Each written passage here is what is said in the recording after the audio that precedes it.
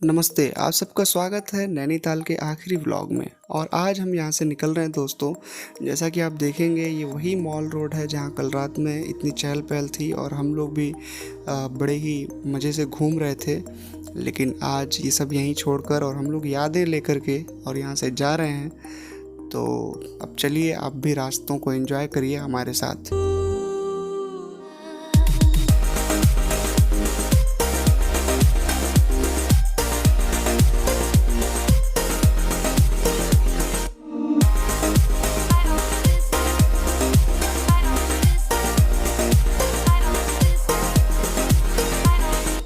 दोस्तों नैनीताल में सबसे ज़्यादा मज़ा अगर आया तो वो ताल के पास बैठकर और जो बादल जाते आते रहते हैं, ठंडी हवाएं चलती हैं, उसे फील करिए, उसे एंजॉय करिए। सबसे ज़्यादा मज़ा उसी में आया। लेकिन जो रास्ते हैं जिन पे हम अभी चल रहे हैं, जिनसे हम नैनीताल पहुंचते हैं या फिर नैनीताल से बाहर निकलते हैं, ये भी कुछ कम कमाल के नहीं हैं। हर एक मोड़ पे आपको ऐसा लगता है जैसे आप किसी नई दुनिया में प्रवेश कर रहे हैं। और ये देखिए चलते चलते हमें एक पहाड़ी सब्जी की दुकान मिली। यहाँ पे तरह तरह की सब्जियाँ जैसे शलजम, मूली, शिमला मिर्च और एक कोई पहाड़ी भरवा मिर्च या कुछ बता रहे थे, ये वो थी। फल थे तरह तरह के। और ये देखिए साग सब्जियाँ सब कुछ यहाँ पे था। तो हमने सोचा भाई एक यहाँ की सब्जी की दुकान भी आपको दिखाई जाए। ये देखिए आप, यहाँ पे तरह तरह के फल और सब्जियाँ हैं। और फिर हम फाइनली रुके उसी मैगी की दुकान पे जहाँ हम जाते समय रुके थे। देवभूमि रेस्टोरेंट डोल मार में है ये। और ये हमारी किया कैरेंस पार्कड है यहाँ पे। और ये देखिए एक साधु बाबा बैठ के यहाँ गाना भी गा रहे थे। तो आइए मैगी का लुत्फ़ लेते हैं और फिर हम लोग चल पड़ेंगे अपने रास्ते पे।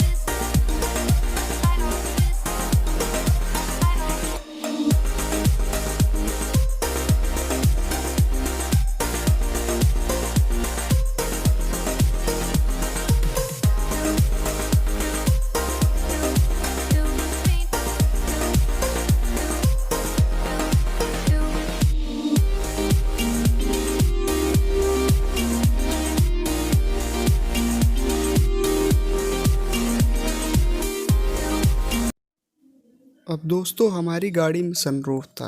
और सनरूफ वाली गाड़ी लेकर आप पहाड़ों में गए हैं और आप ऐसा पोज दे के कुछ फ़ोटोज़ ना लें, ऐसा हो ही नहीं सकता है। तो हम भी रुक गए एक मोड़ पे ऐसी तस्वीरें खिंचाने के लिए। और यहाँ का नज़ारा आप देखिए। फ़ोटो सेशन कंप्लीट करने के बाद एक हम लोग चले अपने रास्ते पे। तो एक ये पुल पड़ा जिसके नीचे से नदी गुजर रही है, आप इसका भी नज़ारा देखिए। और अब हम लगातार चलते जा रहे थे। अच्छी सड़कें मिल चुकी थी हमें, पहाड़ी रास्तों को हम क्रॉस कर चुके थे। तो कुछ इस तरह की सड़कें थी आगे। अब हम ऐसे चलते चलते हमें थोड़ी भूख महसूस हो रही थी। तो एक जगह हम रुके एक ढाबे पे, ढिल्लो ढाबा नाम था उस ढाबे का। और आप भी देखिए ये ढाबा काफ़ी ज़्यादा वेल डेकोरेटेड और वेल मेंटेन था ये। और पार्किंग की भी व्यवस्था थी। वहाँ हमने गाड़ी खड़ी की एक पेड़ की छाए में। और कुछ इस तरह से दो पार्ट में डिवाइडेड था ढाबे का भीतरी हिस्सा। एक नॉन एसी वाला कंपार्टमेंट और दूसरा ये है एसी वाला कंपार्टमेंट। इसी के अंदर हम लोग बैठेंगे क्योंकि गर्मी बाहर बहुत ज़्यादा है। तो हम लोग एसी वाले कंपार्टमेंट में आकर के बैठते हैं और फिर कुछ ऑर्डर करते हैं। तो ये आप देखिए। और हमने मंगाया भाई बहुत सारा खाना क्योंकि हमें भूख लग रही थी ज़बरदस्त। और क्या बेहतरीन खाना था यहाँ पे। और सबने ओवरडोज लिया और फिर हम चल दोस्तों फाइनली हम लोग अपना नैनीताल का ट्रिप कंप्लीट करके और लखनऊ पहुँच रहे हैं। कैसा लग रहा है भैया? अच्छा लग रहा है। 2 दिन का ट्रिप बहुत अच्छा रहा नैनीताल का। अभी हम लोगों को और 2 दिन चाहिए था। आप लोगों को बहुत कुछ हम लोग नहीं दिखा पाए नैनीताल का। और भी आगे हम लोग कोशिश करेंगे कि अब इसी महीने या अगले महीने फिर जाएं और वहाँ कुछ अच्छी अच्छी जगहें हैं जो हम लोग नहीं जा पाए हैं इस बारी बारिश की वजह से, क्योंकि वहाँ बहुत बारिश हो रहा था तो वहाँ जाना सही नहीं था। तो रिस्क लेके कोई भी काम करना अच्छा नहीं होता है। तो हम लोग देखेंगे बारिश कम होने के बाद अगर कभी जाते हैं तो वो वीडियो बनाएंगे। अभी हम लोग लखनऊ पहुँचने वाले हैं। जैसे ही मौका मिलेगा दोस्तों हम लोग एक और ट्रिप करेंगे और जो भी चीज़ें छूटी हुई हैं उन्हें कंप्लीट करेंगे। कुछ ज़रूरी काम आ जाने की वजह से हम लोग लौट रहे हैं और काफ़ी मज़ा आया, लेकिन 2 दिन में ही जो वहाँ का वेदर है वो बहुत ज़्यादा रिलैक्सिंग था। क्यों भैया? बिल्कुल, अब 42 से डायरेक्ट हम लोग 22 डिग्री टेम्परेचर में पहुँच गए थे, तो काफ़ी अच्छा लग रहा था। और ब्लॉग्स में आपने देखा ही होगा वेदर काफ़ी ज़्यादा अमेजिंग था वहाँ पे। हम लोग लगभग 1400 किलोमीटर का कंप्लीट कर लिए। जो गाड़ी हम लोग अभी 3 दिन पहले लिए थे वो गाड़ी लगभग अभी लखनऊ पहुँचते पहुँचते ये 1600 किलोमीटर कंप्लीट हो जाएगी। हाँ, सारा एक्सपीरियंस आपके साथ शेयर होगा। गाड़ी किया कैरेंस है, इसका भी एक रिव्यू आएगा चैनल पे, तो आप लोग चैनल को सब्सक्राइब कर लीजिए दोस्तों, और इस वीडियो को तो लाइक करिए। दोस्तों हमें लखनऊ पहुंचने में शाम हो गई, तो हम लोग रात में लखनऊ में ही रुक गए थे और अब सुबह सुबह निकले हैं हम लोग लखनऊ से अपने घर के लिए, जो कि गोरखपुर के पास है हमारा घर। कई वीडियोज़ में आप लोग कमेंट में पूछते हैं आप लोग कहाँ से हैं। भाई हम लोग का क्षेत्र जो है वो गोरखपुर उत्तर प्रदेश है, और अभी हम लोग चल रहे हैं। सुबह के 7 बजे हम लोग यहाँ से लखनऊ से निकल चुके हैं अपने गंतव्य स्थल के लिए।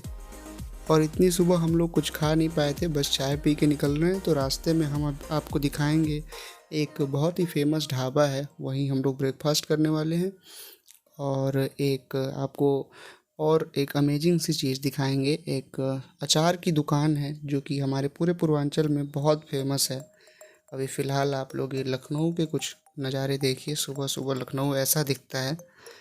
और चलिए आपको जैसे जैसे रास्ते में हम जहाँ रुकेंगे बताते हुए लेके चलेंगे। एक बार घड़ी पे नज़र डालिए आप, सुबह के 7:18। चलिए चलते हैं।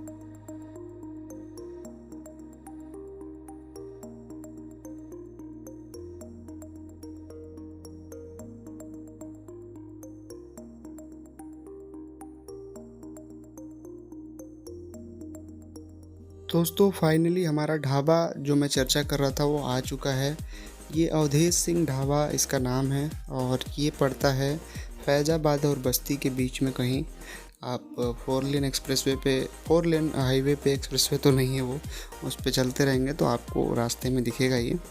और एम्बियंस देखिए यहाँ का कुछ इस तरह से है, और ये सब चीज़ें यहाँ पे मिलती हैं। बाद में आपको अभी आगे मैं इनका मेन्यू भी दिखाता हूँ। पहले आप थोड़ा यहाँ जो भी चीज़ें सामने से दिख रही हैं उन्हें देख लीजिए। और ये किचन है इनका, यहीं पे लोग कुकिंग करते हैं। और यहाँ पे भी एक 2 पार्ट में ये ढाबा बंटा हुआ है। एक ये बाहर वाला पार्ट, यहाँ बहुत गर्मी लग रही थी, और अब हम अंदर वाले पार्ट में चलते हैं। यहाँ पे थोड़ा सा माहौल ठंडा था, तो हम यहीं बैठेंगे और ब्रेकफास्ट करते हैं कुछ ऑर्डर करके, और हम लोग यहाँ पे खाएंगे।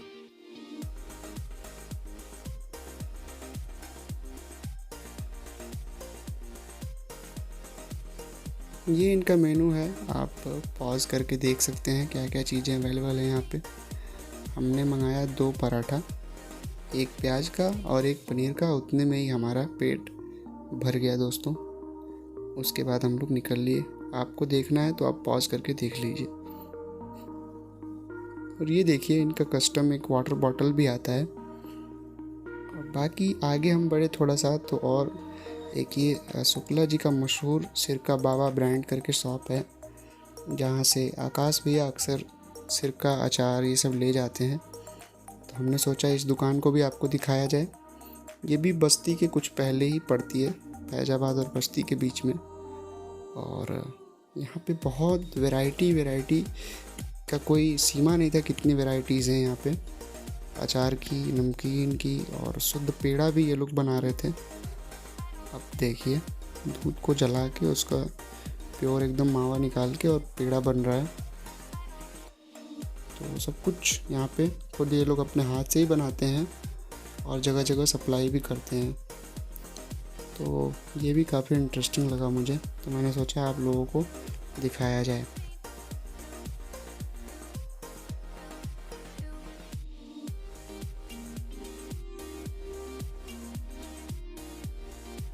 बस दोस्तों, आज के इस ब्लॉग में इतना ही। मुझे उम्मीद है आपको ये नैनीताल का जो 2-3 ब्लॉग आया वो पसंद आया होगा। अगर आपने नहीं देखा है तो पीछे जो कंसेक्यूटिव 2 प्रीवियस वीडियोस हैं वो भी नैनीताल ट्रिप से रिलेटेड हैं, तो आप जाइए उन्हें भी देखिए। और पूरे ट्रिप का आपको एक तरह से समरी इसमें मैंने दे दिया है। और कुछ गलतियां भी हुई हैं, जाहिर सी बात है, फर्स्ट टाइम ऐसे व्लॉगिंग करने के लिए हम लोग कहीं गए थे, तो थोड़े बहुत मिस्टेक्स ज़रूर हुए हैं। तो आप लोगों के फीडबैक को भी बहुत ही सीरियसली ले रहा हूँ मैं, और आगे से ये गलतियाँ ना हो इसका ख्याल बिल्कुल रखा जाएगा। तो आप लोग चैनल को सब्सक्राइब करिए और इस वीडियो को लाइक करिए और कमेंट करके बताइए कि आपको ओवरऑल ये सीरीज कैसी लगी। तो मिलते हैं आपसे नेक्स्ट वीडियो में कल सुबह 10:10 पर। बाय।